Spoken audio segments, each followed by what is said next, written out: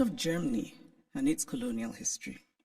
Do school children here learn about Namibia, what was called the German Southwest Africa?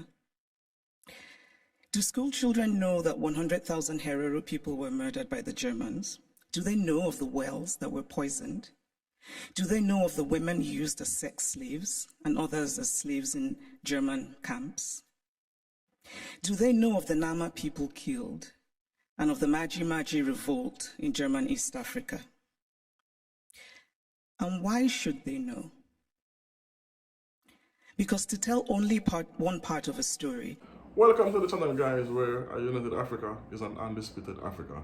So we're going to watch a video where this Nigerian writer, her name is Chimamanda. She's an author, as I said earlier, and she's giving a speech in Germany, and she's basically saying the Europeans and the colonizers are trying to rewrite history and try to advocate themselves from the brutality they caused on the continent. Like, for instance, the Belgians, the atrocities they caused in the Congo, the Germany, the genocide they caused in Namibia, and also in Senegal, where I think is the French. So what she sees is basically laying it out, and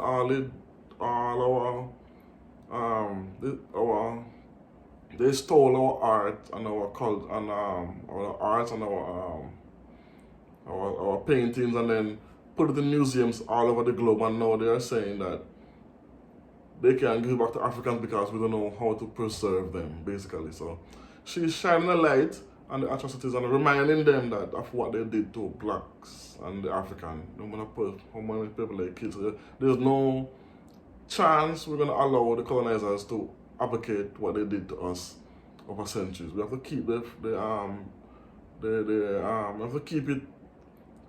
hands to the fire, not literally, but in the sense that we can't forget our history. We can't allow them to rewrite our history.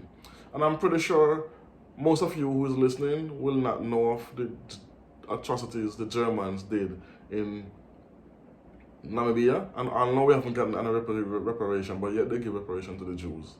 So for sure, the lack of empathy or not even apology they want to give to black people in a whole, but they give it to other races or the white. Well, that's not black. So anyway, let's listen to the video. Try to watch it in its entirety, and then let me know what you think about it in the comment section. Boom. So I'd like to tell a small story about a Nigerian woman who's married to a Belgian and has lived in Belgium for many years. She said once that she was shocked that her son, while being taught Belgian history, was taught nothing about Congo. They teach my son in school that he must help the poor Africans, she said, but they don't teach him about what Belgium did in Congo. Now, if her son does not learn that the modern Congo state began 100 years ago as the personal property of a brutal Belgian king who was desperate to get wealthy from ivory and rubber, if her son does not learn that the hands of Congolese people were chopped off with rusty axes for not producing enough resources to meet a king's greed, if her son does not learn that the Belgian government later ruled Congo with a deliberate emphasis on not producing an educated class, if this young Belgian boy knows nothing of these incidents, then at some point they will perhaps no longer have happened, because the past, after all, is the past, because we collectively acknowledge that it is so. It is not that Europe has denied its colonial history. That would be too crude. It is instead that Europe has developed a way of telling the story of its colonial history that ultimately seeks to erase that history. The former French Prime Minister, Nicolas Sarkozy, gave a now infamous speech in Senegal, in which he said, "I have not come to deny mistakes or crimes. Mistakes were made and crimes committed, but no one can ask of the generations of today to expiate this crime perpetrated by past generations." This is central to the story that Europe tells itself about its colonial history. It is a story that basically says, yes, colonialism happened, but. And whatever comes after the but is the focus of the story. What the focus on the but does is that it absolves. It frees Europe of responsibility, of a significant and traceable connection to the African present, and it allows Europe the glow of charity. But the truth is that the past does not merely tell us what happened yesterday, it also illuminates what happens today. If we acknowledge that present-day Europe is shaped by the Renaissance of 600 years ago, by the Enlightenment of 300 years ago, then surely we cannot say that what happened merely 100 years ago in Africa no longer matters. It matters. We are gathered today in this reconstructed palace, a beautiful place, but also a place that represents Germany's nostalgia for imperial times. When Kaiser William II lived here, German troops were killing children, women, and men in Southwest Africa. This building says that German history matters, even in a romanticized form. The history of Africa and Asia and Latin America must matter as well. We cannot pick and choose which histories and which points of view still matter, because to do this would be an ugly exercise of brute power. And speaking of power, here's a headline I just read in a German publication. The headline says, "Where do Africa's treasures belong?" Now imagine this headline differently. Imagine if it said, "Where do Germany's treasures belong?" It would be a redundant question, because of course, Germany's treasures belong in Germany. But the question would never even be asked, because there would be no circumstance in which it would be, because of power. And so it seems to me that what we are fundamentally grappling with in this space, in all of these questions about the Humboldt Forum, is power. Unequal power, how we navigate unequal power relations. And there's always been, to me, something shabby about unequal power relations. The victory feels colorless, almost unearned. So I spoke of Belgium and its colonial history, but what of Germany and its colonial history? Do school children here learn about Namibia, what was called the German Southwest Africa?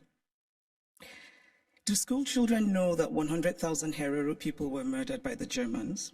Do they know of the wells that were poisoned? Do they know of the women used as sex slaves and others as slaves in German camps? Do they know of the Nama people killed and of the Maji Maji revolt in German East Africa? And why should they know? Because to tell only one part of a story is essentially to lie. A story is true only when it is complete. Germany is Beethoven, and Germany is Bach, and Germany is also its colonial atrocities that have resulted in hundreds of African skulls being stored in the basement of museums here in Berlin, skulls of men whose spirits cannot be at rest, men who could well have been my great-grandfather had I happened to have been born in Eastern rather than Western Africa. It is only fair to fully own all of the stories of Germany. All countries have parts of their pasts that they're not proud of, that they would rather forget. But it takes courage to face those parts and bring in some light. And this is a time for courage. The courage to hear dissenting voices, such as those of the people who are outside right now protesting. They should be heard and included. They have valid concerns. The courage not merely to say, we take your criticism, but to follow it with action. The courage to say, we were wrong. The courage to say about art acquired illicitly, this is not ours. Tell us what to do with it. the courage to do provenance work and to actively use local knowledge, the courage to act and to act now, and not become crippled by endless planning and endless talking, the courage to believe that it can be better. We cannot change the past, but we can change our blindness to the past. And why, by the way, is the term ethnological used for art from certain parts of the world and not art for other parts of the world? And then in discussing some of this art that we term ethnological, and I would argue that the language itself already suggests a hierarchy of value, when we talk about this art that was stolen, we're told that they cannot be returned to Africa, for example, because Africans will not take good care of them. It is not merely condescending to say, I cannot return what I stole from you because you will not take good care of it. It is also lacking in basic logic. Since when has the basis of ownership been taking good care of what is owned? This position is paternalistic arrogance of the most stunning sort. It does not matter whether Africans or Asians or Latin Americans can take care of the art stolen from them. What matters is that it is theirs. The brilliant Nigerian artist Victor Hikameno put it much better than I could, and in very Nigerian terms. He says, if I come and steal your wrapper, and I say I won't give you back your wrapper because you will not tie it properly around your waist, or you will not wash it well, and so the colors will fade, or this or that, all are irrelevant.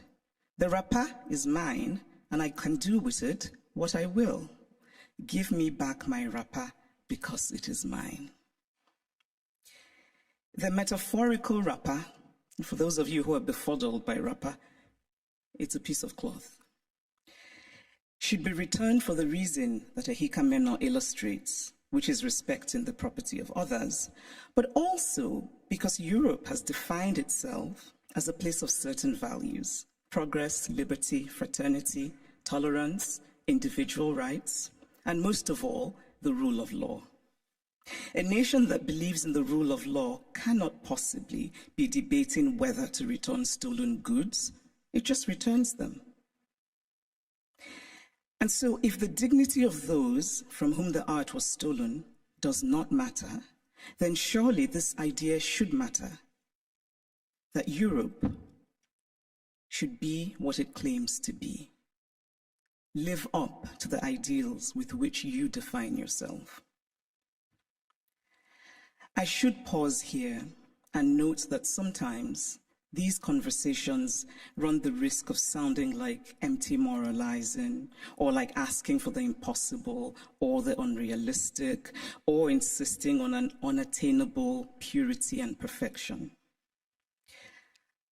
Obviously, I don't think everything should be sent back to the countries from which they came. Not everything was stolen.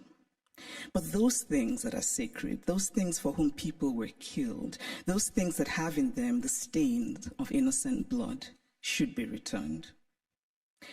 Obviously, we do not have all the information. There are facts lost in unrecorded history, but we can draw reasonable conclusions based on information that we do have. We can deduce, for example, that the Ngonso, the beautiful sculpture of the founder and guiding spirit of the Nso people of Cameroon, a former German colony, could not possibly have been obtained under benign circumstances, because why would you willingly give up your guiding spirit? It is also important to remember that not all wounds are visible. Some wounds we carry in our hearts, inherited from our parents, passed on to our children. But this discourse is, of course, not just about the Humboldt Forum. It is about museums all over Europe, in France, in the Vatican, in Britain. And I must acknowledge that Germany is the first of the powerful European nations that has made a gesture towards returning the Benin bronzes. But it is also interesting that the announcement said that a substantial amount would be returned, which made me wonder how this would be determined and by whom. And it is equally interesting that it is British colonial loot rather than German colonial loot that is being returned by Germany. But still, it is progress. And Germany's action, this gesture towards righting what is wrong, must be acknowledged. My acknowledgement of it is not to say that the work is done, but that the work has started, and that perhaps a place like the British Museum, and I know that Neil is here, which owns the majority of the Benin bronzes, might perhaps be inspired by the German decision, and that hopefully the British Museum will rethink and that hopefully the British Museum will rethink its policy of retain and explain, which is unacceptable. So this is the Humboldt Forum. A forum usually implies, among other things, a space created for a free exchange of ideas. One can only hope that the Humboldt Forum will live up to its name as a space for true intercultural and transcultural exchange of ideas in mutual respect between the cultures. But this rhetoric, free exchange of ideas, must be practical. And by that, I mean such things as travel visas. It must be easy for people from Africa and Asia and Latin America who should participate in these conversations to get travel visas. Because again, we must confront the issue of power. Who tells the story? Who is the teller and who is told about? Who decided that African art should be labeled ethnological? Who has the right to exhibit the other?